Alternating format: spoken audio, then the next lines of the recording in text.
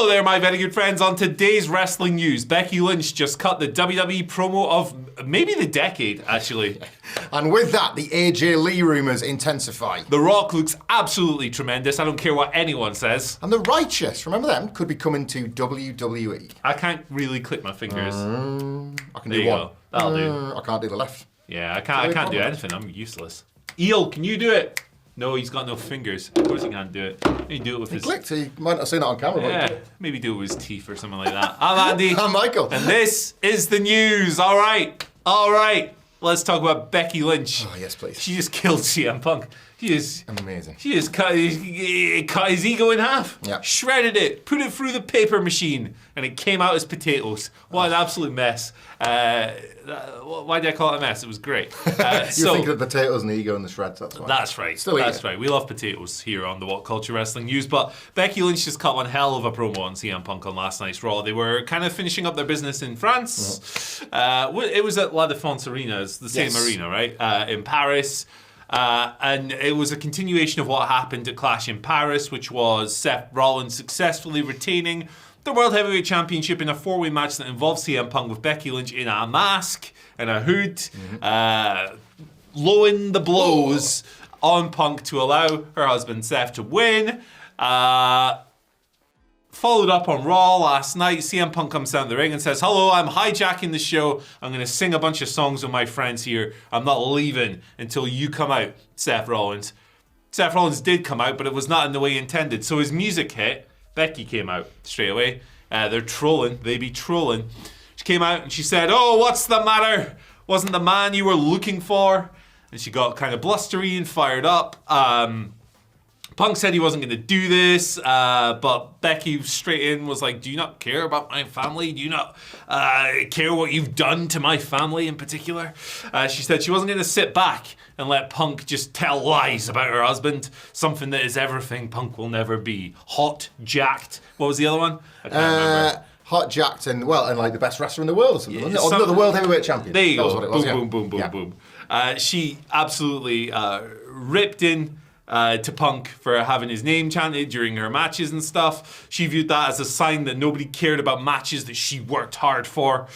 She took credit for taking herself to the WrestleMania main event, saying that her and Rollins ran the business. It's harsh fault now. Yeah, that's harsh. Only on 50% of it.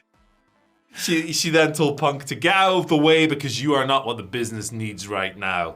Punk said that, "Listen, I am the best in the world. The only thing that Seth Rollins runs is running behind Paul Heyman, Braun Breaker, and Bronson Reed in a big pile of shoes." And now his wife.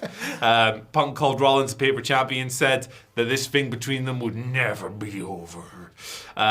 Rollins did show up finally on the ramp. And he says, "Hey, come and see me. Come and see me face to face." It was at this point that Becky just stood in front of him. Like, where you going? Where you going? Punk eventually did get past her, but Seth just walked away from the ramp, which was quite funny. She then slapped the hell out of him. Over and over and over. Kind of like the wishy-washy, like paintbrushy sort of thing. Yeah, like insultingly weak. Like, you do the kind of thing you do deliberately soft to piss someone off. It's as much of a... It's good stuff, man. It was. Speaking of that, we'll talk about him later on. At this point, Punk, who was absolutely fuming, said that he was going to make Rollins regret ever cashing in on him, and he was going to make Lynch regret putting her hands on him. We'll talk about AJ Lee in just a second. Becky's performance in this, I thought, was the best piece of not in a match. I thought it was the best WWE performance of the year. It's way up there, man. Like, I'm such a Becky Lynch guy anyway, notwithstanding a couple of whiffs in that Nikki Bella match at Clash in Paris. But, like, in general, one of the more trusted performers on the whole show in terms of in-ring, and like, look at what she's done for like Lyra Valkyrie this year, but bringing it right up to present day, kind of forcing through a heel act when it's obvious that lots of crowds just want to chant for it, and like working at that. She cut the promo recently that we talked about last week when we were aggregating all the Ozzy Osbourne stuff, so she's kind of not afraid of the heat. That went away really quickly, by the way, the heat on that. Not afraid of the heat in the buildings, like even when a lot of people just want to cheer her, and wasn't afraid of the heat here. You point out as well, like such a strong delivery of like a good message. This was like content and delivery A+. But the chemistry between her and Punk as well. Punk's selling in this whole thing was fantastic. So he comes out and he's really... What was nice, and I think Punk's always like, even when he can't do much with it, he's always able to have his finger on the pulse. He's exasperated like everybody else with the Seth Rollins thing continuing. Yeah. And I think he was trying to sell the exasperation. And that's where CM Punk does as well as he does. He brings that sort of sense of reality in. And then likewise, when Becky Lynch is in the ring, you always feel that volcano desperate to erupt, but knowing that it can't. You know, right up to the slaps. But even when she's like verbally dressing him down, Punk's selling of this was fantastic. Wrestling is a dance, not just in the matches, but in the promos as well. It's one thing when you can do a little bit of edgy talking over sword each other. Sword fight, innit? Yeah. That's how you have a sword fight. Yeah, you let the first person do their swinging, then you do their swinging. I've seen a lot of sword fighting. Jamie Lannister over here. It's fencing. Sorry. Jamie Lannister, he got his hand cut off. He did. So he couldn't work. He couldn't work. No, and Punk knew just when to sort of like the way his body moved, like the way to step forward, the way to like bristle and listen to some of the comments and take them in, and then knowing when he could fire back. There was like a great line he had in there about how like, if you're the ones that are like controlling the business, explain this to me. I was in, and then he reeled off every city he worked on that. Like they never even do house show loops, but he had one that you could actually use. So I was here, and you weren't. Where were you? Where were you, man? Yeah, where were you, man? Paper champions, plastic belts, all that sort of thing. He picked up on his own. Like a line that would have otherwise maybe been jumped upon where he says, and now he's hiding behind his wife. And then like that, the way that the CM Punk character functions says, and believe me, you are so much more than his wife, as if to say that she was reducing herself by being the defense force of Seth Rollins and joining the vision. So inspired. The things like Becky Lynch being able to use her like earned WrestleMania main event against the way that CM Punk acquired his. Loads of cool stuff like that. The chemistry was amazing. It made me think that you can lift Seth Rollins out with this program, quite honestly. But all like sort of flippancy towards the world heavyweight champion aside, I suppose this does kind of lead us nicely into our second story, which is the intensified return rumours of AJ Lee. Yes. This started at Clash in Paris in the post show, if those didn't see it. CM Punk's walking, selling the loss to Seth Rollins and Becky Lynch, and he spots somebody in the crowd with an AJ Lee, bring back AJ Lee sign, and then on the panel, Big E, a former on-screen colleague and real-life friend of AJ Lee, was like name-checked her. I think Jackie Redmond did as well. They weren't hiding from the fact there. Well, Punk's got a wife who was in the business too, so it's getting name-checked there. And then on Raw, when Becky Lynch came out for that promo, there were immediately chants for AJ Lee, and Becky Lynch cut them off saying, typical, chanting for a dope that doesn't work here, and that would fold into her talking about the CM Punk chants from years ago. Ultimately, like with the post-match promo where CM Punk went to Postman Pierce and said, "Where's SmackDown this week?" And he's like, "Oh, it's in Chicago, Punk." And he's a big wry smile on his face. Well, I'll see you there. So Punk's going to be in town, and that has obviously led to even more speculation that AJ Lee will maybe make the return there too. She hasn't been in WWE since 2015. She wrapped up the night after WrestleMania 31. She teamed with Paige at WrestleMania 31, and then the night after, I think it was Paige and Emma, and wore a Bayley t-shirt in her last night, which is just good business because Bayley was on NXT at the time. It was never one of those things where she was told she had to leave, but it did feel untenable. Punk had been gone about a year and a half. Yeah, it was a bit weird. Yeah, unfortunate for her. She was really caught in the crossfire of obviously what went down between the two of them. She went back to work after CM Punk was, of course, infamously given his walking papers on their wedding day in 2014. So she found herself in an untenable situation. She has gone on to have a fantastic career outside of wrestling. Critically acclaimed autobiography, Crazy Is My Superpower, in which she hid nothing from her time and her experiences with WWE and the likes of John Laurinaitis. Has then gone on to write for film and television. She was in she had a acting performance in a film called Sacramento, highest recommendation from me. She's done a little bit of wrestling here and there. There was a video that did the rounds of her and Punk warming up for when she was with Women of Wrestling. But she's not had a match or anything like that. It's been like... it's all been sort of executive Heels. Producer, stuff on Heels, the TV show. She has been around, but obviously they've kept special the idea of AJ Lee returning to the ring proper.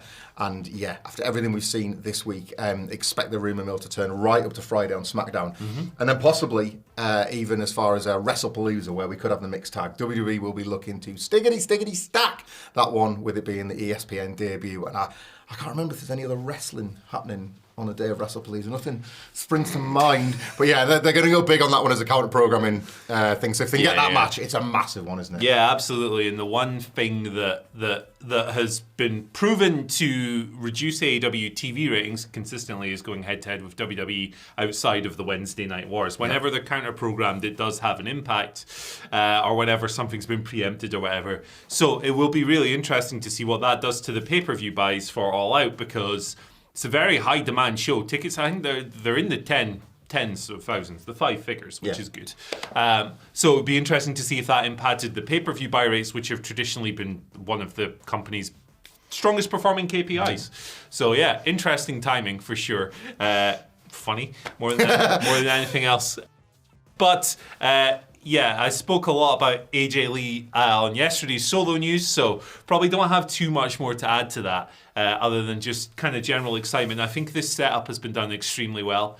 Punk made it really obvious at Clash in Paris. He's literally looking at this sign going like this. And then he takes it and goes, And then we get a close-up look at these giant letters. Yeah. Look at this one. Turn it around. And then on Raw. They're at a point where if it doesn't happen now, they're a bunch of stinkers. Like, Backstage with Rhea Ripley on Raw, and I was thinking, is this like a safety net deal that if she's just like, you know what, nah, actually, they think, well, what about the biggest star? Like Rhea Ripley, that's the biggest next best thing. But after last night and the Becky Lynch slaps in particular, I was like, this can kind of only go one way. Otherwise, it's not a bait and switch, but it feels about as close as you can. Yeah, exactly. It's because it's not a bait and switch by definition, because you haven't outright advertised AJ Lee, but you kind of have to do it now. And when they do it, it'll be. I think it's gonna be one of the pops of the year. I did think it was quite funny, by the way. I saw this aggregated that Kevin Nash put a quote out after Clash in Paris, where he's like, Becky Lynch is washed. She's getting desperate. Presumably because the Clash match was had its problems. Yeah. Poorly aged things, hello. Like, straight away on Raw. She comes out and just cracks this incredible promo out of the fire. That table thing was unacceptable. I love Becky Lynch. And I can even forgive the little whiff on the disaster kick by Nikki Bella. Yeah. The table slamming thing. Come on, guys. Either lay it in or don't do it at all. Yeah, this is the thing. And, like, if you make a mistake, it's all about, like, recovery and stuff. Like, I think there's nothing wrong with a botch if you react in the moment, right? Cool. If someone messes something up, just flip it around. Just go, the person who messed up, the other person takes advantage and beats them up and stuff. Like, just flip your alignment a little bit. But yeah, look, this is tremendous business. I mean, it's Paris, so the crowds are nuts. It's France, that's how it goes. But in Chicago, if they do the return on SmackDown this week, it's gonna be ridiculous. Just on the interaction between the two, I forgot to mention this when we were talking about at the start. It's a reminder, right, that they're in wrestling now, and I think this extends to WWE and AEW. Certain females, at long last, are finally on an equal footing with men in terms of their star power. Yeah. More of this. I'm not necessarily advocating for intergender wrestling across the board. That's a very thorny issue. Intergender promos go wild. Yeah. Like we saw when Rhea Ripley and Dominic would interact. Like, you have created stars on a similar level. Yes, you might have to end up with mixed tags, or you have to be tricky with the booking or whatever. Becky Lynch and CM Punk were just two stars that had never crossed over. Mm-hmm. That was as much where the heat was as anything else. You know, WrestleMania main event is coming together. You know, again, this, like when they first put Marina Shafir with Jon Moxley, and it was like, well, she's a big deal all of a sudden. Yeah. And now you put her in there with somebody else, like slapping whoever, like Hangman Page or whatever. She's great. Whoa, you know, it's like there should be probably a lot more than this than what we get. Yeah. The overlapping of the divisions sort of helps and elevates everybody. Absolutely. And look, even if you don't want to do the intergender wrestling thing, because it's a big discussion. So the odd move every now and then works. I mean, remember when Baron Corbin hit the end of days on Becky Lynch? Unbelievable. Shared all the time online, isn't it? Yeah. Most maximised heat out of that entire story. Yeah. So every now and then, nothing wrong with it. Mm-hmm. Marina Shafir and my final word, Marina Shafir and Jon Moxley should be paired forever. They're great. She's so good in that role. Where it's just them like baby faces one day would go so hard. Imagine Marina Shafir putting MJF in some kind of tremendous work as a baby face. Right, let's talk about The Rock. Look at this man. Look how good The Rock looks. Look at this. You've not seen this. Jesus Christ. he looks like a different human being. Oh my God. Now, obviously, he's in a shirt, right? So we haven't seen him tapless or anything like that. He looks incredible. He's in good I reckon he looks unbelievable. Lean machine. He's leaned out. The story here is that The Rock is looking really slim. He's been out and about promoting the Smashing Machine, which is out soon, and he looks completely unrecognizable. Well, no, he looks recognized. It's clearly The Rock. Yeah. Why did I write completely unrecognizable here? Moved into his cocktails on the beach era, like overnight. It's like he woke up one morning and stepped out of the Russian doll Rock, and now he's like, this is how he just went bloop, and he was like, aha! It's like 7, like the top one's final boss, and then it's just all the way down. Exactly. That's all he did. So he's gonna be a little baby by the time he got like Rocky Maivia with the floppy hair in the middle somewhere. When he finally gets to his final stage, he'll plop out the final Russian doll and go, "Hello, little baby." But yeah, this is unbelievable. So he did actually lose 60 pounds for the role. There's just different bloodline members in all the dolls you live for. That's Roman Reigns. Yeah. So right down to the bottom is Tonga Loa. Hello, man. He gets stuck trying to get out of the Russian doll. Gee whiz. But yeah, The Rock. I mean, he's in the wrong one. He's in like a different wrestling family one. Wait a minute, like these are Roses. Like, what am I doing here? Why am I in the Blanchards? What's going on here? Ole Anderson, what are you doing here? What a mess. Oh God. Okay, wrestling has more than one Russian doll. It certainly does. It certainly does. Look, I think The Rock looks tremendous. I think he looks great. He's 53 years old, right? When you're in your 50s, carrying around the sheer volume of muscle that man was cannot be great for you. Bigger than he ever was as a full-timer, by the way. Yeah. In his 50s. Yeah. Crazy. I remember when Batista slimmed down a year or two ago as well. Yeah. And he got some criticism from folks, and he was like, Dave, yeah, weasel or worm or something, which is mental to me because these gentlemen are still huge. And Batista's gorgeous. He was a granddad at 38. The man's an the man's a miracle of science. I'm a huge Dave Batista guy on every level. Yeah. I love the acting. I love the wrestling. He's got, this won't appeal to you, but he's got loads of weird videos online where he's like hanging out with puppies and like. Okay. I can let that go.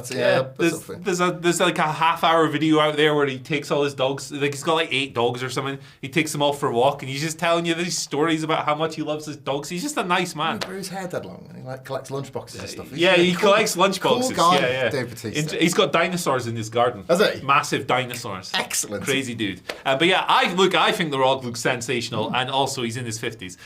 I will say that if this is his way of saying he's done with the business, I can't imagine skinny Rock showing up and beating up Roman Reigns. But look, he looks great. So just one of the stories of this era of pro wrestling remains the never-ending political battle between The Rock and Triple H. And as you pointed out there, because that was my first thought, I was like, you're not getting in the ring anytime soon. If The Rock's last bit of in-ring business was pinning Triple H's guy Cody Rhodes in an effort to keep, and then never returning the favour ever. Like that. If he skinnies all the way down for a rib, just imagine this skinny Dwayne just with no muscle left, pinning Cody Rhodes like Chris Jericho. That's it. Triple H welcomes him back. He's like, so you've come back, you're ready to do the job. No, I'm winning again. Like, I'm the Rock. Pinning him again, mate. I'm the Dwayne. I'm the Dwayner. I do what I want. Yeah, man. So there you go. Final boss looking.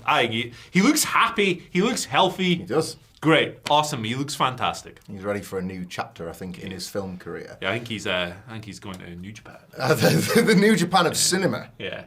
Which is the Smashing Machine. Typically Ring of Honor. He's gonna go. Hey, listen, he could go and wrestle Bandito. Why not? He could. I'd watch that Rock against QT Marshall. Shout out to QT Marshall for that unbelievable bit of business against Paul Walter Hauser. The Rock. Yeah. I've not seen that yet. Oh my God. I've seen the 2 main events, but yeah, I'm good. Paul Walter Hauser and the Costco guys in 2 consecutive pre-shows, whatever it is. He's man's working miracles. The Rock, Big Boom AJ, and Paul Walter Hauser versus Mystico Templario.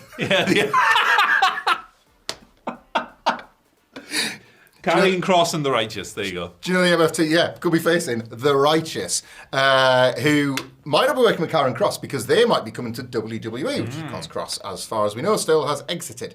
This is per sources close to Fightful. who noticed that they are telling promoters, who've reported, sorry, they are telling promoters that they are giving notice that their dates are finishing up. Word is out per this report that WWE has been very interested in the Righteous and would like to bring them in. Those with a longer memory about this act might recall that this was a thing going back as far as 2022. It's Casey Navarro, Kylie Ray and the Righteous were in like a indie wrestlers only tryout. I think they went public on saying that WWE had expressed an interest. Yeah. Then there was follow-up about them possibly being included in one of the early iterations of the Wyatt 6. There was a lot of lineup changes and stuff that went along, obviously with the tragic passing of Bray Wyatt as well. Various plans changed along the way. But now things are back on. It was, again, like I should point out, it was trapped in a period where, remember when hirings and acquisitions were all frozen up as well during some of the various post-Vince McMahon and TKO takeover fallout and all of that. All that's cleared up and all that's cleared the way, and it happens while the Righteous are obviously now finished up with Ring of Honor, AEW, and seemingly with their independent dates. I was going to say most famous, but perhaps most infamous for a run in 2023 where the highest profile they got was opening a pay-per-view in a losing effort against MJF in a handicap match. They were built to boom and bust in a very quick succession. Yes, like a month. Yeah, but in that time, did sort of like gain a cult appeal. We have a bit of a joke with the other thing. With the clicking. But, historically, right, acts like that have always found their audience. You could extend that to the Wyatt Six themselves, the current SmackDown Tag Team Champions, successful at Clash in Paris, and gradually finding their way as normalised heels now, at long last, I would say. Stooging heels. Yeah, weirdly, yeah. Stooging heels are mind games, Yeah. But, the Righteous would kind of be would be an instant fit there, either as, like, sort of new accomplices or, indeed, as first babyface opponents. Yeah. You can see both, can't you? Yeah. There's been wilder stories than the Righteous getting hired by WWE. I would keep an eye on this one. Yeah, and I've seen a lot of people maybe linking them to Cross as part of a return stable for him, which has been speculated in the past, so I see where that's coming from for sure. Yeah, as an act, they probably have a lot more in common with early Bray Wyatt than current Wyatt 6. Yeah. They really lean into the cult aspect of it. They dress all in white. They make these, Vincent has curated and built this personality that's meant to be like quite intoxicating and like charming and charismatic. Louisiana backwater, dangerous. Yeah, exactly. He's trying to weave people into his web. That's the kind of angle. It's not as like parlor tricky, if you will, as some of the Wyatt 6 stuff. That's not a comment on quality or anything like that. It's just they're a little bit different. Yeah. I think the big man rules, Dutch. Yeah. I like that thing he does with his tongue. Yeah. What a talent. But no, he's a good bruiser as well. He's a good worker. Yeah, he's a good worker. So I could see them paired with the Wyatts. I could see them opposing them, like you say. I could see them doing the carrying cross thing. I think that this has been coming for a long, long time, and see where it takes us. Those clicks, like WWE, and there's good and bad to this, obviously, but like numbers, you have to just look at it all the time. Look at what does numbers. Look at Joe Hendry getting the match against Randy Orton at WrestleMania. Look at the iShow Speed being like the number 1 and number 2 influencer in the world, being given such a high-profile Royal Rumble thing, with good reason, even if it kind of like rankles with your older-headed ways. The numbers people, and if the Righteous, even in like small doses, get those big numbers online and stuff, that's rationale alone for WWE to give them a go. Well, this is it. Like WWE is about crowd. It's a crowd participation company. Yep. Listen to Becky Lynch getting taunted, booed all the way through that promo. AJ Lee, shut up, blah, blah, blah. Then when she said Seth freaking Rollins, they all said the name of her. Yeah. It's like people want to go to these shows and go, arr, arr, arr, arr, arr, arr. Yeah, that's me doing that. It's not about like cheering the heels, cheering the faces and booing the heels anymore. It's about crowd participation. And if you can get an arena full of people clicking, they'll probably need to change their music but you can keep the click motif, surely. What would a Def Rebel version of that look like? Dig what I'm saying? Here comes the Righteous. Click your fingers for the Righteous. That's probably quite accurate. Thank you for joining us on the news today. If you want to learn about some Def Rebel stuff that doesn't suck, here's a video. There are 8 themes that aren't. Oh yeah, crap. I wrote this. They're genuinely good. They got some good ones. Yeah. They do. They've got 8. They got 8 of them. The rest, take them or leave them. It was hard getting up to that one. Def Rebel is the only thing I will continually bury every single day. Yeah. Make music good. The please. 3 guys. Make good music. Bye, guys. See you later.